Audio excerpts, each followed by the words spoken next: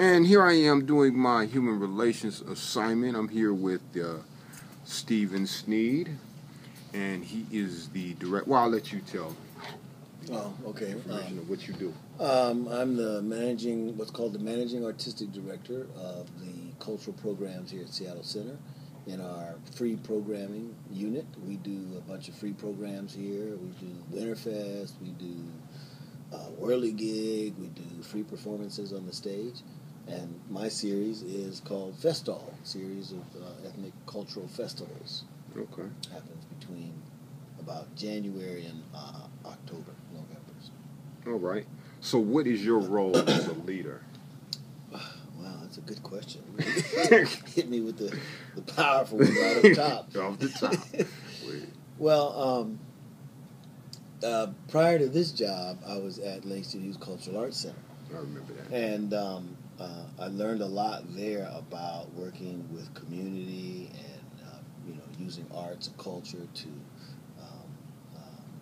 kind of express what is important to communities, and also just working with communities. Because it's one thing to produce an event and have the content, the material, and the entertainment, let's say, but it's another thing to execute it and do it well, right? You got to have the right tools, you got to have the right skills, how to put how to work with the lights and the sound and all the equipment, and then you got grants, and there's a lot of aspects to producing a community event. There's the marketing, there's the funding, there's production expertise. So one of the things, in fact, the position was offered to me actually when I was at Langston Hughes. A woman who was a director there, she sent me a letter and said that they were looking for someone for this position. Well, with city positions, they don't often send you a letter because they can't actually solicit people, but that was her way of saying, if you are interested, apply for this position. Right. So what I came to realize once I got here was having, you asked the question, what is leadership? Having a credibility that you are sincere and about working with people and giving opportunities in the field of community arts, let's put it that way. So I think that's a key component, is to be sincere in your work and know your community, know the community you're working with, know what's important to them. And to have some skills, too. I mean, you got to have some skills. You got to know something about the industry, right? Right. Where the grants are. It's also connections, because your credibility will keep the connections.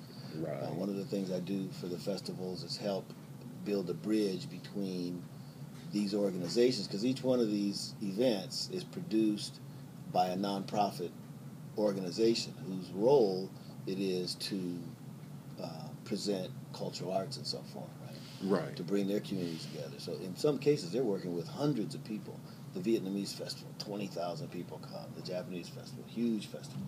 The African American festival, big festival. These are all community organizations that rally together, not only, in some cases, hundreds of volunteers, but also the people who participate. So they're community organizing. So the credibility and integrity as a leader is critical. Your word should be your word, and it's critical because you're connecting so many elements. Does that answer the question, or am I kind of going around? Yeah, that answers the question. So that was a big one. Yeah, I know that was kind of tough. So why did you want to become this leader of this organization? Well, I didn't really, I didn't really think of it as leader of the organization, but I guess I like the idea, and a good friend of mine said, well, if you were doing well with Langston Hughes and you get the opportunity to use your skills to impact a larger field, so to speak, then you should take it, because it's opportunity, and it's meant that you should have that impact in a larger arena.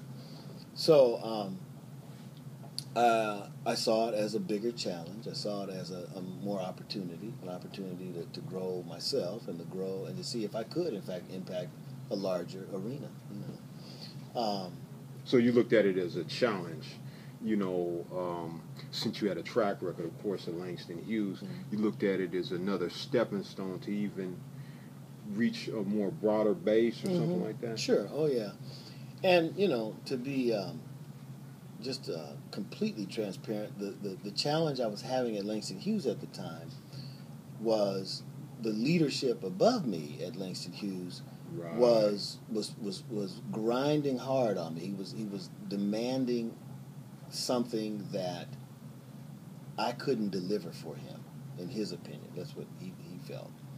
And part of the challenge was finance. It was financial. Right. So he and I weren't really getting along, and so that I started looking at, well, it's time for me to move on. I've been here 10 years. It's time for me to move on because, I don't know if he's going to keep me on or if he's going to put someone over me or what would happen, And in fact, he started making plans to bring in someone else to manage the organization. And I said, well, time for me to go.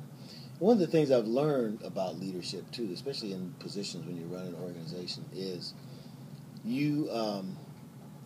this guy told me this. He says, you know what? Most of these things end badly.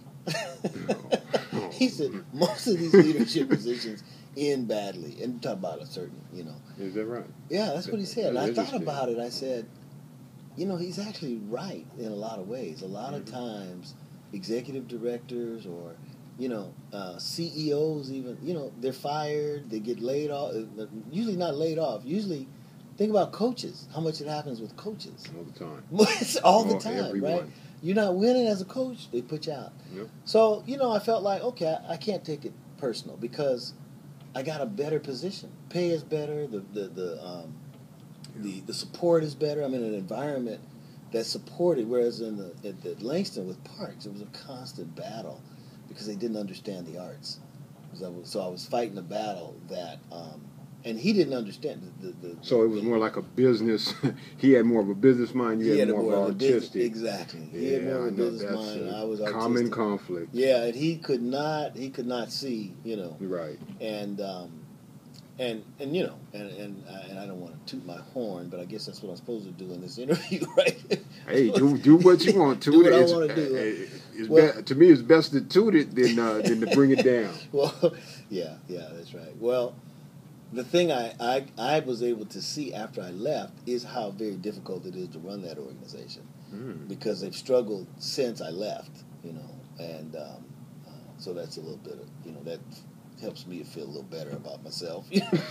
Okay, so because I love the position, I love the work I was doing there. Well, but, you were in your element, I Yeah. think, and you were in your own neighborhood and everything like that. So to leave that, so close to the community, and you had been, from my knowledge, you've been a part of the community for over 50 plus years. Is really like leaving the nest, so to speak. Yeah. It was a big step, but I guess coming down here wasn't too far of a leap as maybe going to a different city or something. It was still within the city, So.